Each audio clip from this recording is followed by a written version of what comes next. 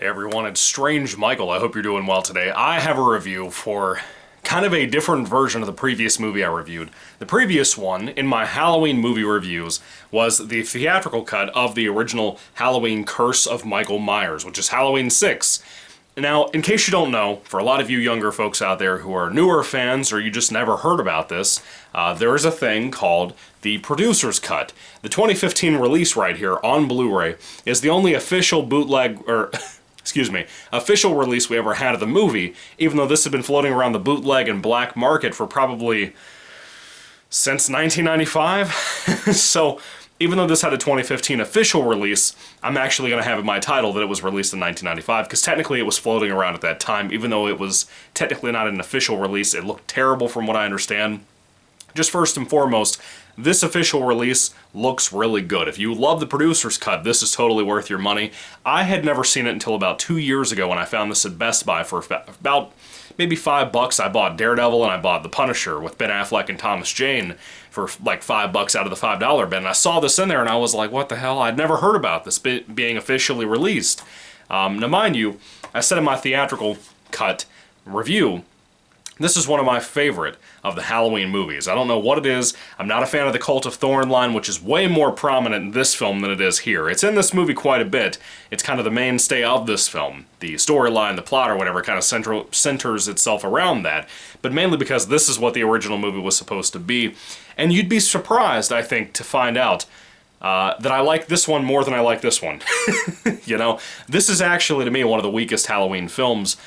But it has its moments, you know what I mean? It's not a complete loss. It's a very decent movie. It's fairly watchable.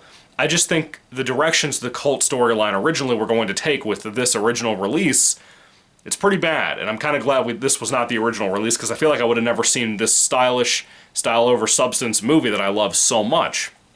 So anyway, the producer's cut. It also says it's unrated. There's a good reason for that, because the kills on this film, imagine the theatrical cut with longer shots and more gore, a lot of the time. However, there's things like a head explosion from the theatrical cut that are not in this movie, because I guess it was only shot for that version. I don't know, it's kind of weird.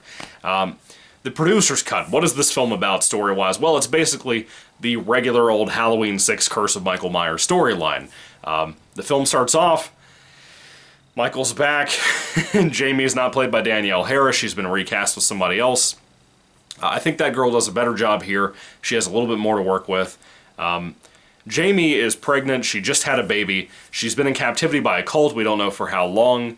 And Michael is tied into this cult somehow. Of course, this all ties back to Halloween 5. There's some more footage tacked on from Halloween 5 to this movie that we get to see involving Danielle Harris. That was kind of cool.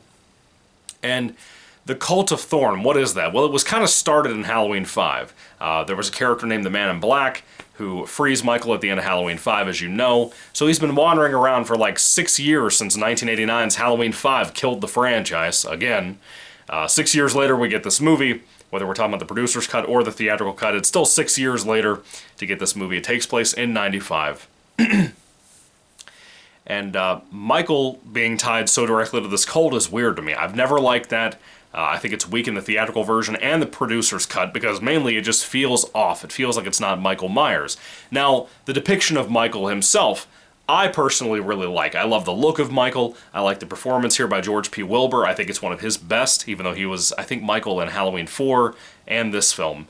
And kind of at the beginning of Halloween 5, but Don Shanks was Halloween 5's Michael. Anyway, I really like George P. Wilbur in this role. I think he's really good here. I think he's alright in 4, but I think he's really solid here. I really enjoy him in this film. And again, the look of Michael I really like I said. Now, Michael to me is more threatening in the theatrical cut. There's a particular scene involving a hallway towards the end of that movie. This is a spoiler-free review, so I won't be telling you too much, but in the theatrical cut, there's a scene towards the end about a hallway, and that's tense. I get tense every time I watch that version. It's one of my favorite versions, or one of my favorite scenes in Halloween as a franchise, but in my particular, one of my favorites, which is Halloween 6 theatrical cut, I think it's a really good scene that really enhances that film. That scene is not in this movie, so there's things like that that are really missing. And as I said in my theatrical cut review, there's a lot of difference between that version and this version. One of the big things is is how the radio is used so much at the beginning of this film to really bring all these characters in. Of course, we have Jamie, who's on the run from the cult when she escapes with her baby. Michael's chasing after her. While she's on the run, she's also listening to a radio station named, basically from a show named, from a guy named Barry Sims. But at the same time, Mr. Dr. Loomis, Sam Loomis himself, Mr. Donald Pleasance, who played his last role in this film, we get a better ending, sorta, kinda, involving mainly just his character. I don't like the events of the end of the film, but I like what happens with his character at the end of the film, rather than the theatrical cut's ending for him, just in case you haven't seen that film or this one. I'm going to be interested to see what people have to say about it. Anyway, so, let's see, who else? Oh yeah, Paul Rudd, Ant-Man, plays Tommy Doyle here. And he's obsessed with Michael. He's more of a robotic, traumatized person who had a really messed up childhood because of what happened to him back in the day when Laurie took care of him back in '78. So he's a little bizarre.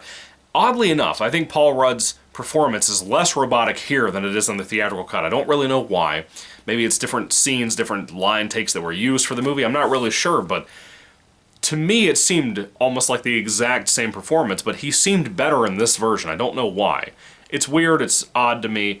Donald Pleasance, same thing. He seems a little bit more weak and clearly sick. Of course, he passed away like 5 months before the original theatrical cut was put out in theaters, but you could tell in this version he didn't seem as sick here as he did in the theatrical cut to me. It's really weird. Something about the editing and the sound design being so wonky with that release that I have of that movie. It seems to me like there was something else wrong with that theatrical cut in general. It seems like a lot of the reshoots and stuff had been so oddly done compared to this old producer's cut. And that's some of the things I do want to give it some props on, as well as some better editing, some better pacing to some extent, depending on what part of the film we're talking about. Some of it flies by, some of it's a little slow. It depends on what we're talking about. This film, to me, the producer's cut, tries to be a lot more like the original Halloween of being a steady film, a very slow-paced film. I hate the cult stuff in both versions, but I think it has kind of that classical feel, and I think it's why a lot of Halloween fans, for whatever reason, really they prefer this one over the theatrical cut. I'm not one of them, because this film has a big focus on mysticism in a weird way. Not in like a good way, in just a weird way that doesn't feel like Halloween to me. If you ever knew about the Dr. Death opening for Halloween 5 that was originally supposed to be the Bums storyline, at the beginning, the one that Michael comes into his shack and faints and then is taken care of and pampered for a year. If you know the story about Dr. Death at the beginning of Halloween 5, then you can probably guess how the black magic, mysticism, cult stuff was kind of supposed to start there a little bit, but it didn't. That would have been better, I think, than what we had in Halloween 5. Anything would have been better than Halloween 5. But some of that stuff related to this, and it kind of works. A little bit. If you take into account Dr. Death and you make that canon in your brain, it kind of works. But for me, it's alright. If you're a big fan of the Cult of Thorne stuff, I think it'll appeal to you more. If you're a big fan of the Cult of Thorne stuff in general, and you wanted a big expansion on that, this movie kind of has that for you. There's a lot of scenes that are extended, there's a lot of scenes that are cut down, there are some scenes that are not even in this version from the theatrical cut. But again, that pacing, it's different.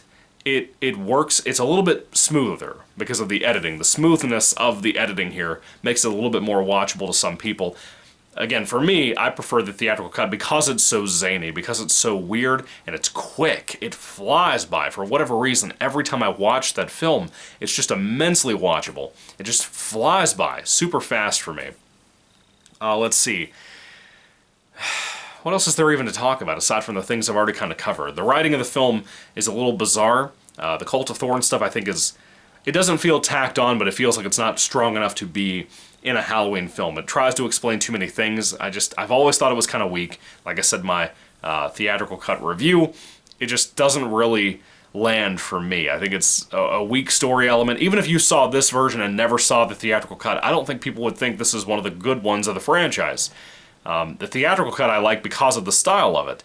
And this film was kind of stylish too. Even more, I would say in some regard, style over substance than the theatrical cut that I love. That film has kind of a straight up 1990s underground grunge feel to it, right? This film to me feels like it's trying to be a new Halloween movie, but kind of updated. Halloween 5 is the last one that really feels like an old Halloween Michael Myers slasher movie, right? It feels like the old original, really 3 films, 1, 2, and 4, but you know what I mean. It feels more like those old films. Halloween 6 started this idea of being more modern, being different, having a fresh feel to it. And a lot of people didn't receive that well, in my opinion. And then it looks completely different from Halloween H2O, which came directly after these. So, depending on what your tastes are, depending on what you like with film, I think it's going to be interesting to hear what people have to say down in the comment section about which version of this movie they prefer. It is a little odd. It's a little weird to discuss with people because I'm always hearing different things from different people and what they think about it. Anyway, the look of the film, again on Blu-ray here, looks a lot better than my DVD copy of the theatrical cut. I've never seen the theatrical cut on Blu-ray, even though I own a Blu-ray of it. I've never watched it on that version. I've always just kind of watched that DVD since I had some nostalgic memories about buying that DVD, this one right here, with my grandmother. This comes with H2O and Resurrection. I'm watching H2O out of this pack right now. But again, I don't know if it's the release or the original theatrical cut that has a sound design issue. It's like an echo, almost like there's two kind of designs, tracks or whatever for all of the sound. And it seems like it doesn't line up right. When there's lightning and thunder and stuff, you're hearing a weird version of that. I don't know how to explain it. The producer's cut does not have that. At least on my Blu-ray copy here, it doesn't have that. So it could be my theatrical cut DVD that we're talking about that has that issue. Maybe just that one. H2O hasn't had that so far, but this Blu-ray for producer's cut doesn't have any issues sound-wise. To me, it's very good at that. The look of it, like I said, it's fantastic looking. It really is.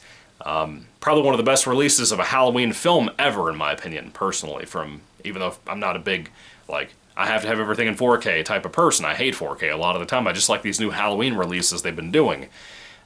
This movie, for me, is surprisingly well made. It's well intended, especially after what Halloween 5 messed up so badly. But it is what it is. I would be curious to see what everybody has to say, especially my boy Grayson, who has a channel called Stranger Grayson. You'll probably see him down in the comments section. I really recommend his reviews. Young guy, really fun to watch when it comes to movie reviews, book reviews on his Goosebumps channel and whatever. But check him out too. Grayson, if you watch both versions of this film, I would really like to hear what you have to say about these, because I doubt that you've seen both of these versions, or even either of them for that matter. It's fascinating to me to hear people say what they think of both of these movies for the first time ever. And again, I do want to make it clear, I'm only going to review the producer's cut. I'm not going to go to like the Rob Zombie films and talk about the theatrical and then the unrated version, because those are close enough that they're pretty much the same film. Same thing with Halloween 2, H2 from Rob Zombie. The theatrical cut and the unrated director's cut are a little bit different because of the ending and a couple of things in between the beginning and the end, but for the most part it's the exact same film. This film and the theatrical cut are so different in so many ways that it's a completely different experience. And the biggest testament to that is the music. I don't really have any practical effects on my list to talk about, so I just kind of skipped over that. Again, there are certain things like the explosion of a head in this movie that are completely gone, but some of the kills in here are fantastically violent in the producer's cut. I really like it. It's extended kills. They look good. But some of them are completely different kills. Like at the very beginning of the film, in the prologue, there's a completely different kill there. And there's also a big story element I do want to bring up involving Michael and Jamie that makes me hate this version even more. It's like what Friday the 13th Part 3 tried to do with Jason, just briefly, just vaguely. They didn't say it, but they tried to. They may have even implied it with the ending of that film, that if you've seen these and you've paid attention, you're in the know. If you're not in the know, I'm not going to tell you about it. But the producer's cut throws a twist out there that I absolutely hate. I think it's awful. I think it ruins Jamie. I think it ruins Michael. I think it makes everything worse. I meant to mention that. I'm not going to spoil it for you, but it's a great example of a thing that I think is way worse than people could have made this version out to be. And personally, I think it's one of the reasons Mustafa Akkad wanted to do the theatrical cut. Anyway, the music is the big thing for me. I love the 1990s feel and the soundtrack of, for example, the song And Fools Shine On. I don't know the band, but I love the song from the theatrical cut.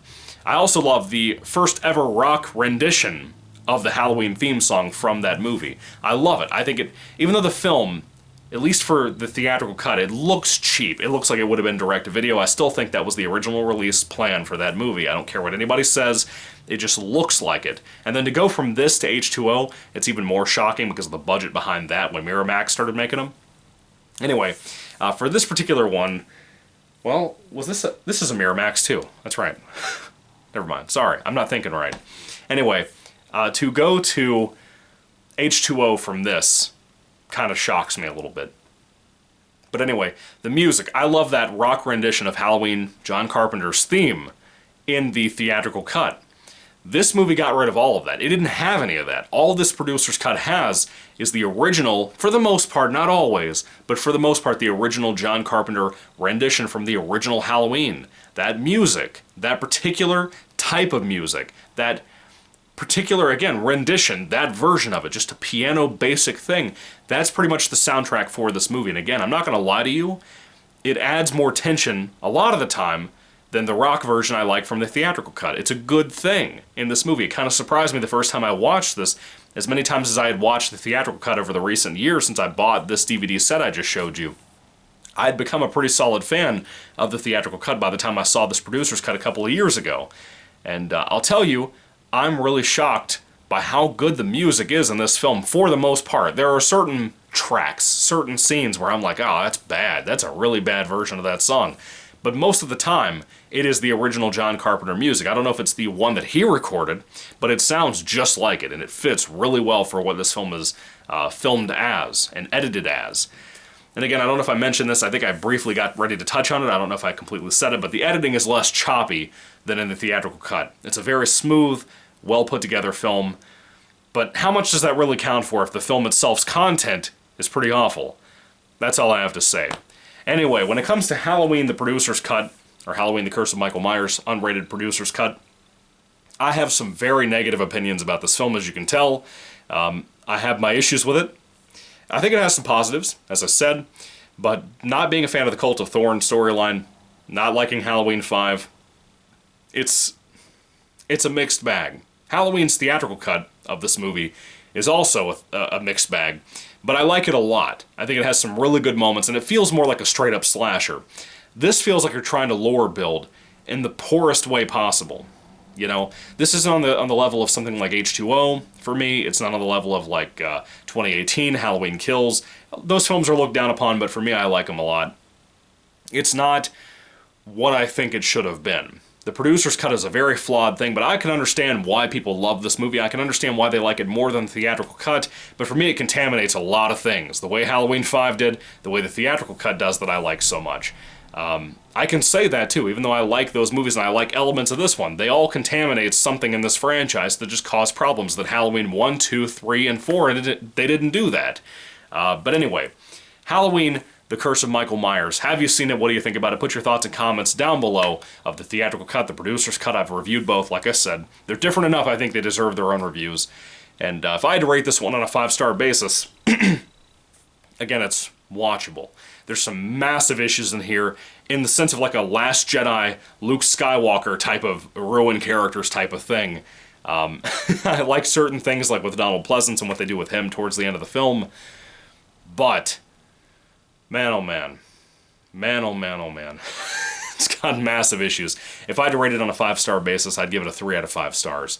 That might seem a little low, but for me, it's one of my lowest, weakest favorites of the franchise. I'm not going to call it a bad movie, it's weak. It's real weak, and it ruins a lot. That's just my opinion. Anyway, have you seen both versions of this film? What do you think about it? Put your thoughts and comments down below once again. Thank you guys for watching. God bless you, and happy Halloween. See you in the next review for H2O, God willing. Goodbye.